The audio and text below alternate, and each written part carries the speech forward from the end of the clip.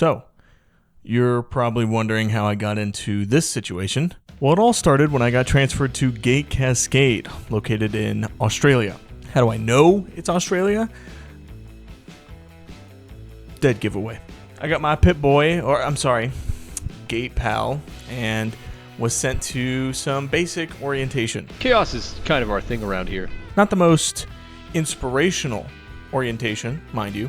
Regardless, I find myself in the cafeteria, and you know what? This would be a good spot for a title card.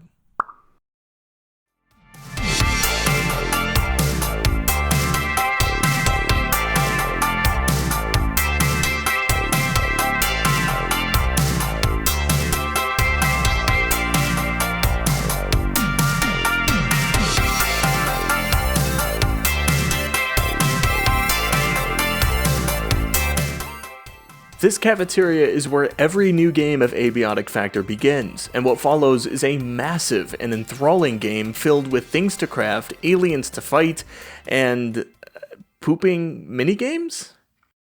You'd be forgiven to think that this is just another title in a long line of what Steam calls open-world survival craft games. That does technically fit Abiotic Factor, but it's also much more than that. Abiotic takes place in a secret underground science facility, and that alone would set this title apart from other survival games. This isn't just a coat of paint though, the entire game revolves around this idea, and it affects everything. Firstly, it affects exploration. This is not a randomly generated facility, this is a handcrafted world with hand-placed loot. Secondly, it affects what you make. You're surviving off office supplies. This might look like a rubber band ball to you, but to me, that's a critical component needed to make a crossbow. Thirdly, it affects your base building. Instead of making your own shelter, you're residing within what already exists, which could be the executive office, like we have here. Now, on its own, this wouldn't really work. In a sandbox survival game, static elements often take away the fun rather than adding to it. But that's another way that Abiotic Factor is different. It's not a sandbox game. Sure, there are some sandbox elements where you get to play the way you'd like. Where do you set up your base? What weapons and armor do you prefer? Which direction do you explore first? There's plenty of room for player expression, but this title does have a linear story that you'll need to follow. There are main objectives you need to complete, which often open up new areas of the facility, which have more components to find, which lead to new gear, which leads to a new main objective, and this is precisely what makes Abiotic Factor so addicting. It's not holding your hand, rather guiding you forward. Each new area you enter holds so many new discoveries, and just as you start to exhaust your current sector, the next one is right around the corner.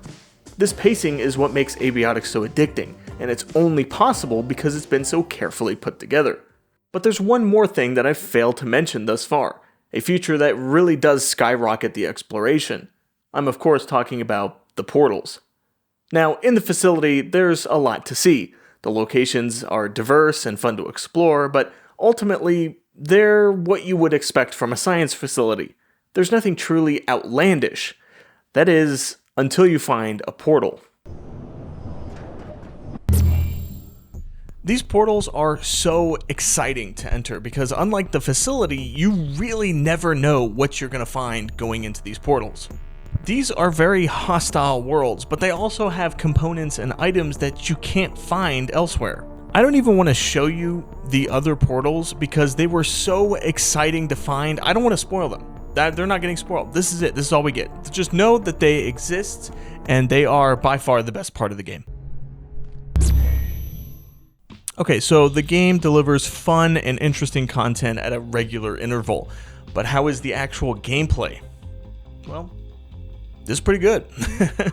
In classic survival craft fashion, you need to eat, sleep, and yes, even poop. But again, there's another twist. Minigames. Mario-style sleeping, and Guitar Hero Dookie. These aren't just funny, they actually serve a purpose in cutting down the amount of time that you need to sleep and make boom boom. Yeah, brother, ease that passage, ease it! The combat, stealth, and other moment-to-moment gameplay mechanics are all solid enough, but they aren't the reason that you play this game. The combat is impactful, but it's simplistic. The stealth is the same way, it works how you'd expect, without anything more. Now, normally this would be a reason to knock the game, But you have to remember that Abiotic Factor isn't about that. Those gameplay mechanics are there to supplement the core of the game, which is the crafting and exploration. So when I say the combat is simplistic, that's not necessarily a bad thing, since the game is more about the tools of your destruction rather than the destruction itself. Sure, this isn't the greatest crossbow in all of gaming, but it's also the only one I know of that's made of a table leg, a paperclip, and a rubber band. It's about the tool. Beyond the gear you wield, there's also some light RPG mechanics. When you start up the game, you have to make a character, which mostly involves picking a job and some traits. The jobs give you a head start on some of the basic skills, while the traits are a little bit more interesting and impactful. You've got positive and negative traits. Negative traits give your character a detriment. Maybe you gotta poo more often. Maybe you're narcoleptic. Maybe your bones snap like twigs. Taking on these negative traits give you more points for positive traits. While the negative traits give your character some drawback, the positive traits can really give your character an edge. This zomboid style of character building is not anything new, but it does work pretty well here. Finally, there's co-op. Do I need to say anything else? It's co-op. It's better.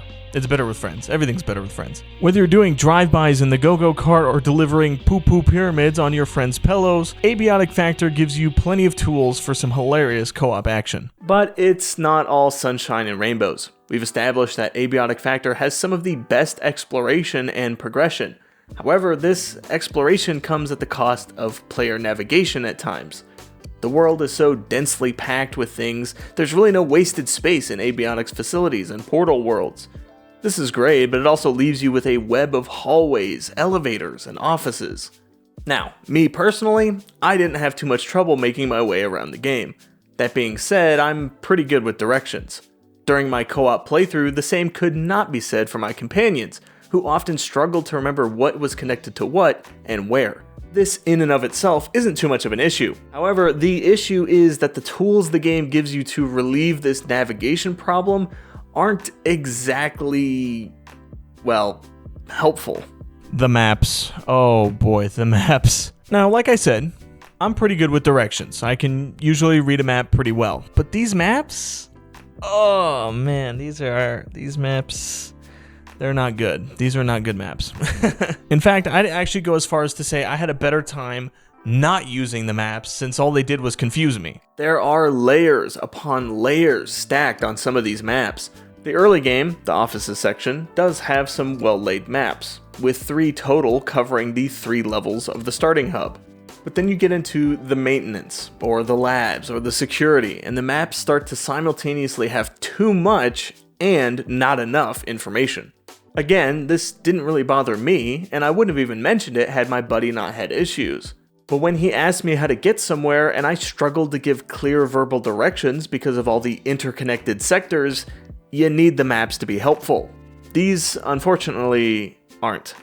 There are plenty of painted signs and arrows helping you navigate the facility, but there will inevitably be times where you know where you want to go, but can't remember how to get there. This didn't ruin our fun, but it was really the only thing that caught us up during our playthrough. Abiotic Factor also includes fully customizable sandbox settings, really letting you tailor the experience the way you want it. More XP, easier combat, you name it, it's in the sandbox settings. Except for the maps. You have to deal with those. You can't fix the maps. So if you're looking for a game with great progression and exploration, look no further. Just buy this one. Hopefully this title has looked interesting to you because it is fully deserving of that classic Steam seal of approval, the overwhelmingly positive review score.